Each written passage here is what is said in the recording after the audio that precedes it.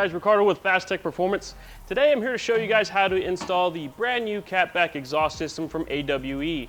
Now this system is going to feature their full 3-inch exhaust system along with their X-pipe. And this system here does have the 180-degree technology mufflers that they do offer as well. They also offer the Heim-Holtz resonators, which are basically a straight pipe that also available, which is in their track edition. This is their touring edition. Now both systems will come with the 4.5-inch tips, as you guys can see here. They do offer them in a chrome and a black. Installation is pretty easy. We do have to make a couple of cuts to the factory system, but once that factory system is removed, we can go ahead and go right back together with this brand new 3-inch system and listen to how it sounds.